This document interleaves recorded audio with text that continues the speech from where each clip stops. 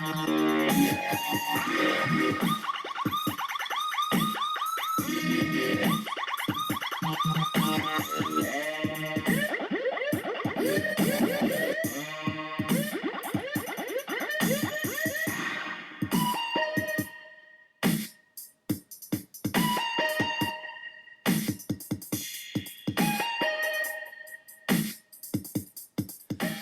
good day YouTubers, Uncle Dave with DEECEE's Adventures coming at you with another video for the Survival Gun series. Alright, this is a gun that's really special to me and a gun I really love. It's probably one of my nicest guns I've ever owned too.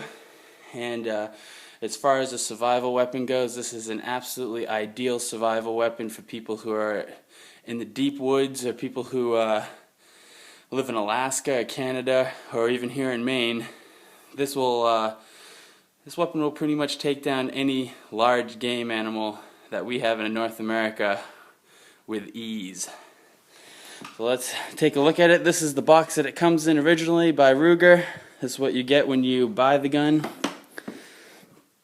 It's extra screws, manual, and oh, there she is. Look at that.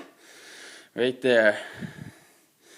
I don't know if you can see the writing there, probably not, but it says right here. This is my RUGER Super Red Hawk Alaskan, chambered in 454 Casull. It also shoots a 45 long Colt, and as you can see with this wood handle, I think this is maple with the scales. It is just absolutely beautiful. But before we get started here, I guess we'll take a look at the inside underneath this handle, because this handle right here is really nice, and I keep it on here for vanity purposes when I'm not using it, when I just have it, when I'm just displaying the gun. And it looks really nice, but a 454 Casull is just a far too powerful gun to be shooting with a wood grip.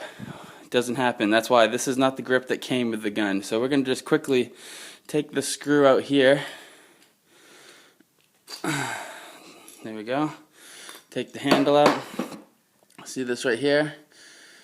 You got the spring that this holds. This is how the hammer works and the whole system works, relying on that spring. And you have this right here, which is what holds the screw that holds your grip on. So I'm going to quickly pop that off. Whoop. And it's not really under tension, but it pops off. See, that went in there. So we've taken this one off here, and I'm going to just put all this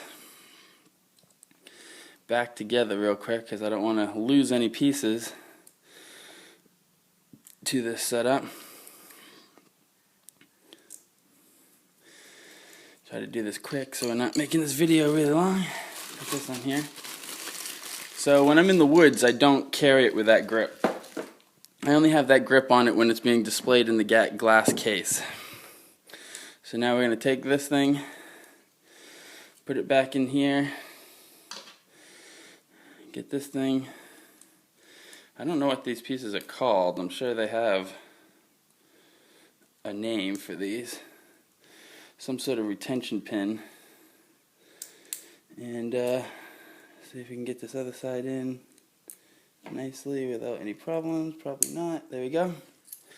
Alright, so now that's in. See? And now this is the Hogue. I think Hogue is how you say it. Hogue Grip. They make grips for just about every gun on the market. But this RUGER actually came with this Hogue. I may not be even saying that right. There we go. And yeah. We'll talk about this in a second, but this is the screw. This isn't the original screw that came in here. It's my Lanyard Screw. Which we'll talk about it in a minute why I have the Lanyard Screw. But sometimes this thing doesn't want to catch that retention. There we go. Once you feel it, you'll feel it catch the retention piece that's inside of there. And the nice thing about having a lanyard is you don't have to you don't need a screwdriver. But there we go. There it is with the Hogue Grip, and it makes a whole difference. If you're shooting this gun with that wood grip, the whole palm of your hand just gets blood red after only about 3 shots, and you definitely would never be able to shoot 50 rounds of this gun at a range using that wood grip, because it would just tear your hand all up. But there it is, and it's very, very comfortable with the grip that it comes with. And as you can see, I put a little red dot because the ramp here on the front sight is just all black, and definitely not very high vis. And it has just a little square framing there. The back sight is adjustable for windage and whatnot. 6 rounds, big bore, 454. This gun is made for grizzly country, guys. This gun will take down any large animal.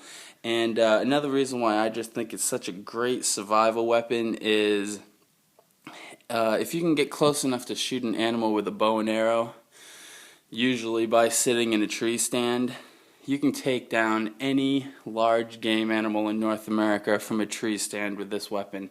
So as far as having one weapon to be stuck out in the woods with, I think this is a really great one. And you know, you can't go wrong with a revolver because you're never going to have jams, you're never going to have any problems with the weapon malfunctioning, because a revolver pretty much always is going to work when you pull the trigger. So that's why when I'm in the woods, I don't rely on a semi-auto. As you guys might know from the channel, I do carry a Glock 27 when I'm in urban environments most of the time. And that's great when you're in the city, and that's a super reliable gun. But when you need the power for large animals and reliability, because, you know, a grizzly bear is going to kill you probably if you don't land that first shot. I mean, there is a story about a guy in Alaska who was walking his dog with this exact pistol, and he heard some rustling in the bush, turned around, and by the time he turned around, there was a 1,500-pound grizzly bear charging at him, and he had time to get his gun out, his RUGER Alaskan. He shot off 1 round, and then when he shot off the first round, either the kick or just the fact that he was running backwards from a bear knocked him on his ass. He tripped. He said he tripped over like a root or something. Knocked him on his ass, and when he looked up, he thought he was dead. He thought the bear was going to eat him. But that first shot made contact with his spinal cord, and the bear came to a sliding stop right at the man's feet and was killed instantly. So that's a pretty crazy story of a RUGER Alaskan saving a man's life. But in general, this gun is kind of heavy. It weighs 44 ounces empty, and it depends on what kind of ammo you have on how it's going to be full, but it's going to be around 50 to 52 ounces full if you have all 454 rounds. Like I said, this also shoots a 45 Colt, which 45 Colt, you can get hut rounds that are pretty powerful and almost 300 grain from a company like Buffalo Bore. But if you get like a Winchester white box of 45 Colt, then it's probably chambered for the old Western guns, which couldn't take very high pressure and are probably only going to be 240 grain or something like that, you know. And it's nice because this gun, when you're shooting 45 Colt, it doesn't have any kick at all. The gun's so heavy that 45 Colt is just a dream to shoot through this. You can shoot it all day long. But even with this nice grip, if you're shooting 454, you're going to have a sore wrist at the end of 50 rounds, because it's a powerful gun. I mean, 454 with 300 grain bullet, we're usually looking at about 1,500 to 1,800 pounds per foot, or per foot on that. That's pretty intense. I mean, a shotgun is one of the only few. A shotgun and a 500 and a 460 are the only few guns that are going to get you a heavier knockdown power than this gun here. So let's quickly take a look at the ammo here.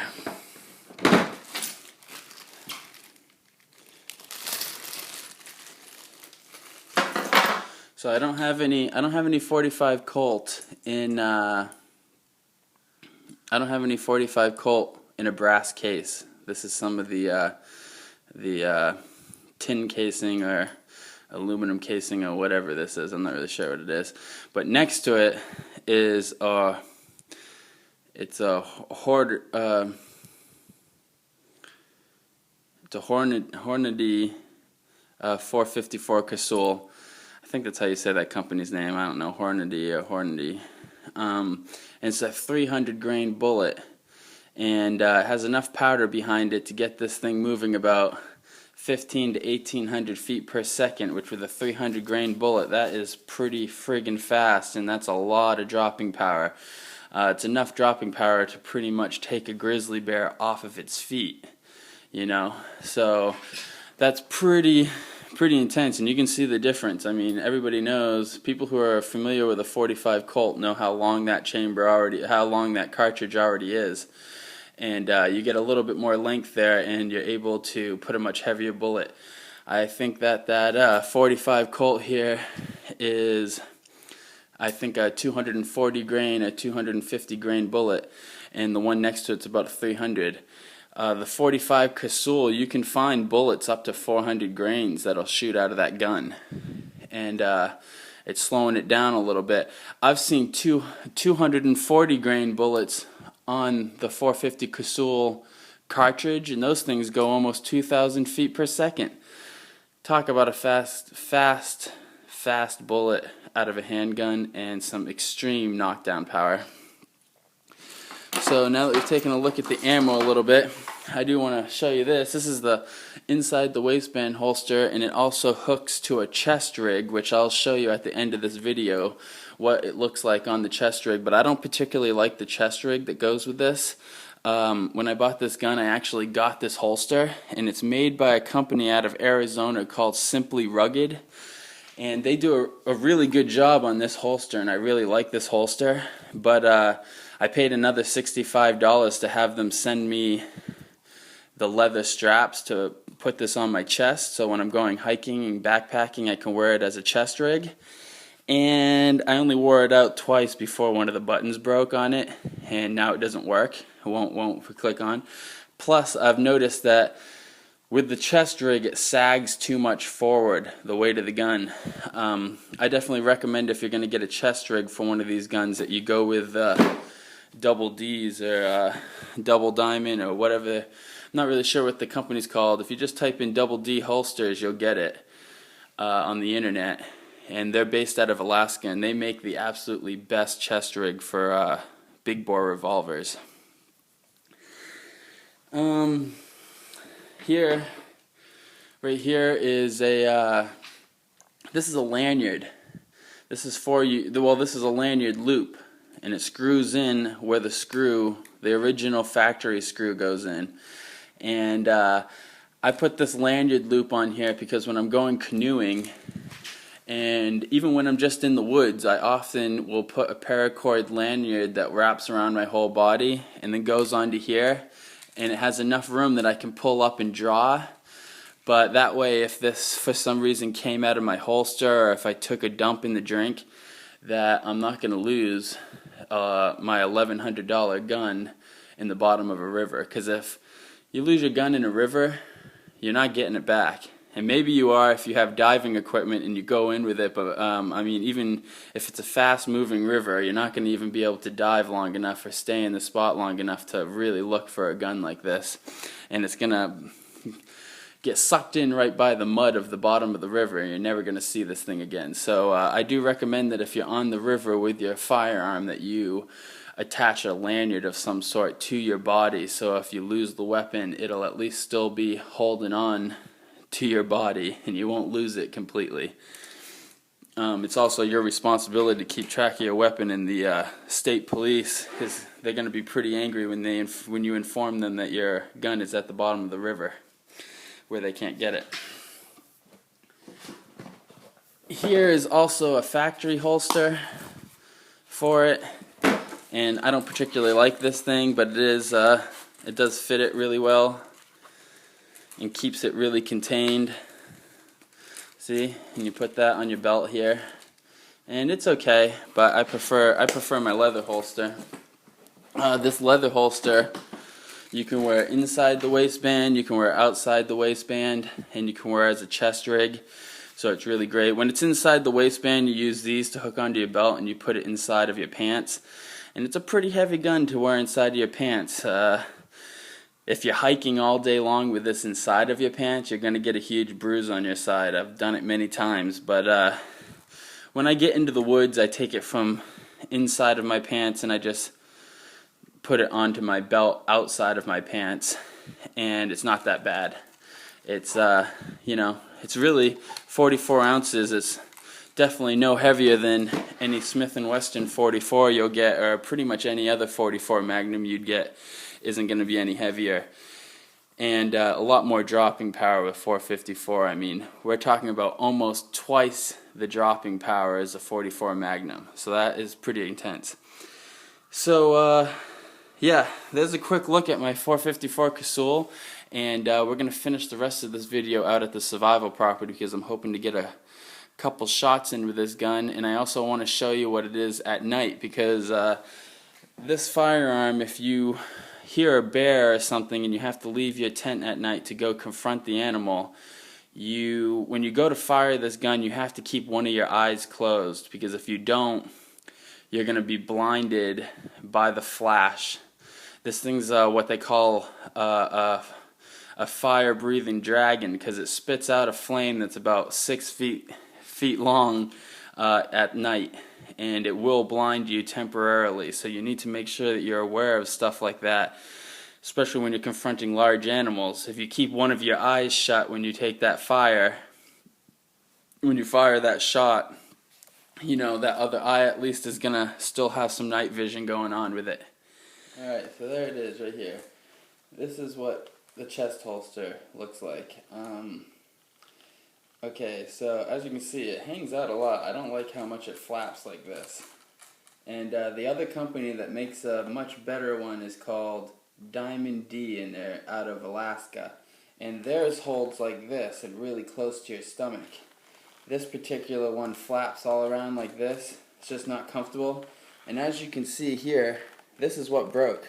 There's supposed to be a button here that clicks right there, you know, to hold it on. And there's also supposed to be a pin holding in there. But both of those broke the first time I wore this. Okay? See? Right there. And you got that right there. See? And you slide it through. There you go. So that's how this chest rig's supposed to work for this Alaskan here. But like I said, I don't like this rig right here.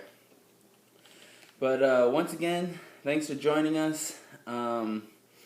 Make sure you guys subscribe, comment, and rate.